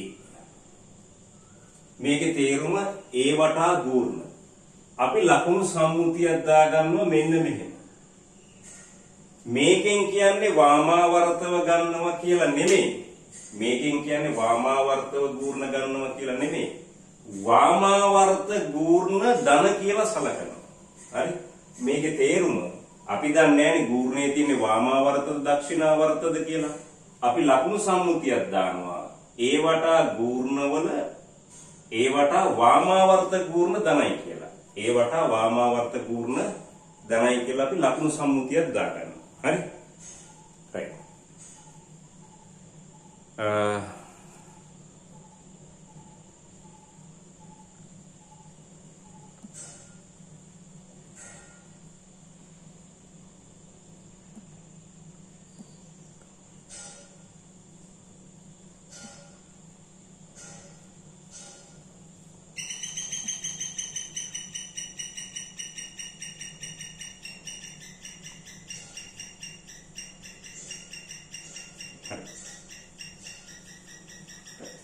මේකේ තේරුම ඒ වටා වාමාවර්ත ගුණ ධනයි කියන්නේ. හරි? එහෙනම් බලයක ගූර්ණයේ විශාලත්වය ගන්නේ බලයේ විශාලත්වයේ ගුණ කරනවා. ඒ ක්‍රියා රේඛාවට තියෙන ලම්බක දුරේ. මේක වටානේ ගූර්ණ ගන්නේ. මේකේ ඉඳලා මේ බලයේ ක්‍රියා රේඛාව මේක හරහම යනවා. ඒ කියන්නේ ලම්බක දුර බිඳුවයි. මේකෙත් මේක හරහම යනවා. එහෙනම් මේ දෙකෙන් ගූර්ණ ඇති වෙන්නේ නැහැ. එහෙනම් නිව්ටන් 1. නිව්ටන් 1. හරි? ගූර්ණය කියන්නේ ඒ වටා ගූර්ණය කියලා කියන්නේ. ඒ ලක්ෂයේ ඉඳලා මේ ක්‍රියා රේඛාවට නිව්ටන් 1 යන්නේ මෙහෙන්නේ. ක්‍රියා රේඛාවට ලම්බකයක් අඳිනවා.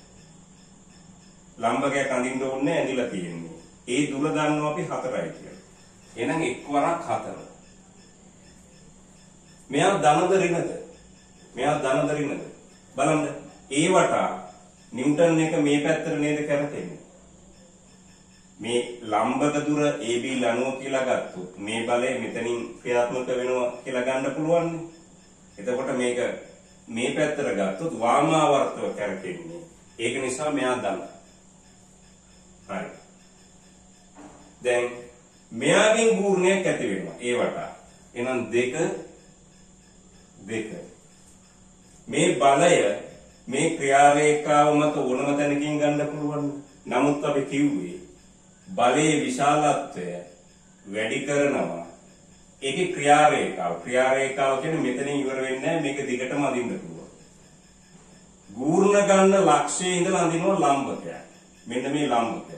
දෙකට ලම්බක දුර එන්නේ 3යි කියලා. මේක 3යි නම් මේකත් 3. දෙවරක් 3. right? හරි. බලන්න දැන් ලකුණු සම්මුතිය. බලයේ තියෙන්නේ මේ පැත්තට නේද? මෙන්න මේ AD කියන්නේ ලනුව කියලා ගන්නකො. මෙහෙම ඇද්දොත් කැරකෙන්නේ ඒ වටා දක්ෂිනාවර්ත. අපි වාමාවර්තේව ධනයි කියලා ගත්තේ. එහෙනම් මේ දක්ෂිනාවර්තේව ඍණ. එහෙනම් වාමාවර්ත ගූර්ණේනවා. 4 වරක් 1 4යි දෙවරක් 3 6යි. ඍණ 2යි කියලා. එහෙනම් ඒ වටා වාමාවර්ත ගූර්ණේ ඍණ 2යි කියලා කියන්නේ. එහෙනම් ඒ වටා ගූර්ණේ තියෙන්නේ දක්ෂිනාවර්තව. ලියන්න. පද්ධතියේ ඒ වටා ගූර්ණවල VG ඓක්‍ය. පද්ධතියේ ඒ වටා ගූර්ණවල VG ඓක්‍ය. VG ඓක්‍ය. ඔයගොල්ලෝ දන්නවා බලය නිව්ටන් වලින් දුර මීටර වලින්. ගූර්ණවල VG ඓක්‍ය. පද්ධතියේ ඒ වටා බලවල ගුරුන්ගේ වීජයයි කියන්නේ. දක්ෂිනාවර්තව නිව්ටන් මීටර 2ක් වේ. දක්ෂිනාවර්තව නිව්ටන් මීටර 2ක් වේ.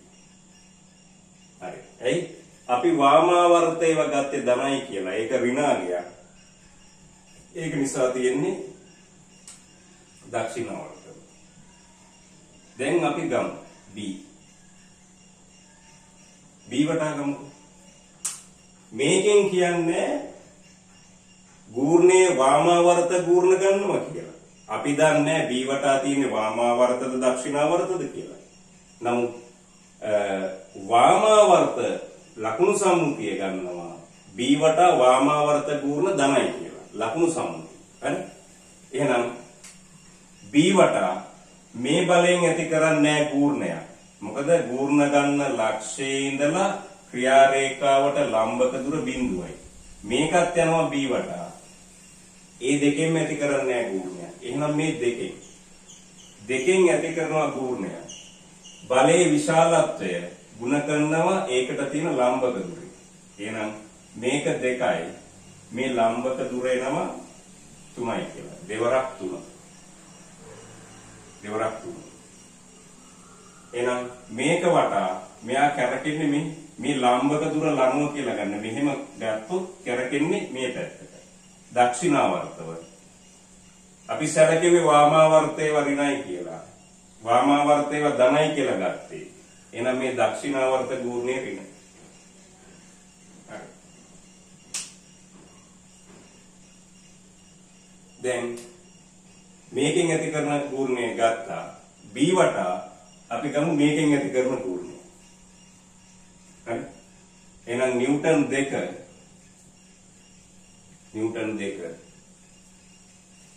B වටා මේ දෙකෙන් ඇති කරන ගූර්ණය 2 වැඩි කරනවා. ඒකේ ක්‍රියා රේඛාවට තියෙන ලම්බක දුරේ. ලම්බක දුර කියන්නේ මෙයානේ. එයා 4යි. දෙවරක් 4. දෙවරක් 4. 2යි මෙතන ඉඳලා ලම්බකයක් යනදුත් මේ ලම්බක දුර 4යි. මේක බලමු වාමාවර්තද දක්ෂිනාවර්තද කියලා. මේ බලන්න B වටා මෙයා කැරකෙන්නේ වාමාවර්තයට. මේ ලම්බක දුර ලනුව කියලා ගන්නකො මෙහෙන් ඇද්දොත් මෙයා මෙහෙම කැරකෙන්නේ වාමාවර්ත ගන්න පැත්තටමයි. ඒක නිසා තමයි. මෙතන ඇති වෙනවා 3 වරක් 2 6යි ඍණ 6යි ධන 8යි. ඒ කියන්නේ ධන 2යි. කියන්න.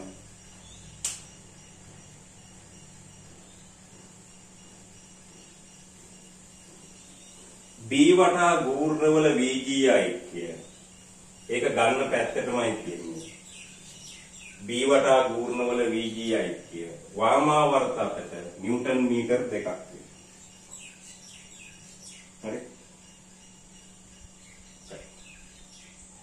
වාමාවර්ත අතට කියන එක මෙහෙම සංකේතවත් කරන්න පුළුවන් මේක ABCD වාමාවර්ත. නැත්තම් BCDA අතට.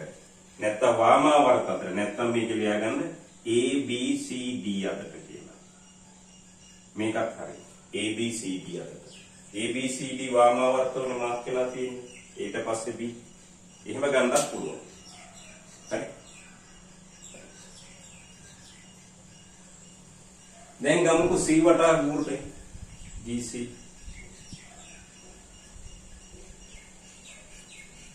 අපි මේකෙන් කියන්නේ වාමාවර්තව ගූර්ණ ගන්නවා කියලා නෙමෙයි වාමාවර්ත ගූර්ණ ධනයි කියන්නේ. C වටා ගන්නකොට මෙයා එන්නෙත් නෑ මෙයා එන්නෙත් නෑ. එහෙනම් මේ දෙකට ලම්බක දුර. දෙකට ලම්බක දුර මෙයා. අපි දන්නවා 4යි කියලා. 4යි. දෙකට නිව්ටන් දෙකනේ. එයාගේ ක්‍රියා රේඛාව මේක. මෙතනින් නතර වෙන්නේ නැහැ. මේක දිගටම යනවා. ගූර්ණ ගන්න ලක්ෂයේ ඉඳලා ලම්බකයක් හරිනවා. ඒ ලම්බක දුර 4යි. දෙවරක් 4. මේක වටා මෙයා තියෙන වාමාවර්තව. ඒක නිසා ධන. C වටා මෙයා තියෙන වාමාවර්තව ධන. ඊට පස්සේ නිව්ටන් 3. නිව්ටන් 3. නිව්ටන් 3 බලය ක්‍රියා කරන්නේ මේ රේඛාවේ. මෙතන ඉඳලා තියෙන ලම්බක දුර 3යි. 3 වරක් 3. ධනද ඍණද? මේ C වටා මෙන්න මේ ලම්බක දුර ලනුවක් කියලා ගන්න. මෙහෙම ඇද්දොත් වාමාවර්තව කැරකෙන්නේ. එයා එහෙම දන්නවා. එහෙනම් C 4 වරක් 2 8යි 3 වරක් 3 9යි 4 වරක් 2 8යි 3 වරක් 3 9යි 17යි ධනාගය එන්න C වටා ගූර්ණවල VGI කිය වාමාවර්ත අතට නිව්ටන් මීටර 17ක් හරි බලන්න එකම බල පද්ධතිය වුණාට ගූර්ණ ගන්න ලක්ෂය වෙනස් වෙනකොට ගූර්ණවල VGI කියත් වෙනස් වෙනවා. හරි? ගූර්ණවල VGI කියත් වෙනස් වෙනවා. හරි.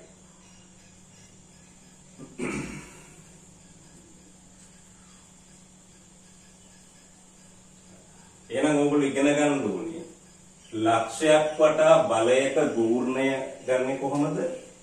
ඒ ලක්ෂයේ ඉඳලා බලේ ක්‍රියා රේඛාවට අඳිනවා ලම්බකයක්. ලක්ෂයේ ඉඳලා බලේ ක්‍රියා රේඛාව කියන්නේ මෙයානේ. එයාට අඳිනවා ලම්බකයක්. ඔය බලේ විශාලත්වයේ ලම්බක දුරේ ගුණිතය. හරි? තාම අපේ තියරි ඉවර නෑ. මේකෙන් පස්සේ තමයි ගන්න ක්‍රියා රේඛාවේ පිහිටි. හරි? right.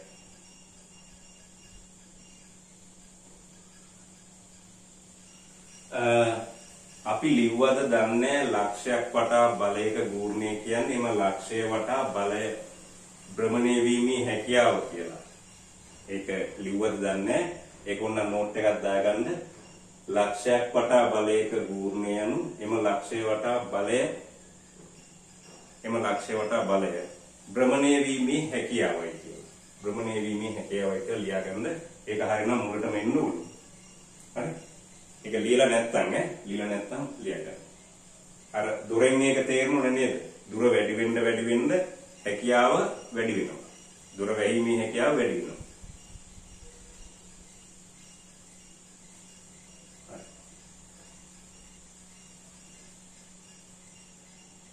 එහෙනම් ඔයගොල්ලෝ දැනගන්න ඕනේ ලක්ෂයක් වටා බලයක ගූර්ණය. සමහර අය මුකුත් දන්නේ අපිට මේ ගණන් ලොකු කියන්නේ සමහර අය ගණන් ලොකුයි කියලා කියන්නේ බල ටිකක් වැඩිපුර ඇවිල්ලා ගූර්ණ ටිකක් වැඩිපුරාම තමයි ගණන් ලොකුයි කියන්නේ. ඒවා සුළු කිරිය. හරි? හරියට තියරි එක ඉගෙන ගන්න. මෙතනින් එහාට අපිට දේවල් හරියට ඉගෙන ගත්තොත් තව ටික ඉගෙන ගන්න තියෙනවා. ගණන් ටික හදන්න පුළුවන්. හරි? ඒකනේ අපි දෛශික ඉගෙනගෙන නැත්තම් ඔය සමාන්තර බල දෙකේ සංප්‍රයුක්තය එකතුව කියලා කියන්න විදියක් නැහැ. හරි? සාධනය කරන්න පුළුවන් වෙන ක්‍රම තියෙනවා. හරි? එහෙනම් දැන් අපි ඒකතල බල පද්ධතිය යටතේ ලක්ෂයක් වටා බලයක ඒකතල බල පද්ධතියක් යටතේ ක්‍රියා කරන දෘඩ වස්තුවක සංප්‍රයුක්තයේ විශාලත්වය හොයන්න පුළුවන්, දිශාව හොයන්න පුළුවන්, ලක්ෂයක් වටා ගූර්ණ හොයන්න පුළුවන්. හරි? ලම්බක දුර හොයන්න පුළුවන් නම් ගූර්ණ හොයන්න පුළුවන්. ඔය ගාන අමාරුයි කියන්නේ. හුඟක් අයට ලම්බක දුර හොයන්න බෑ.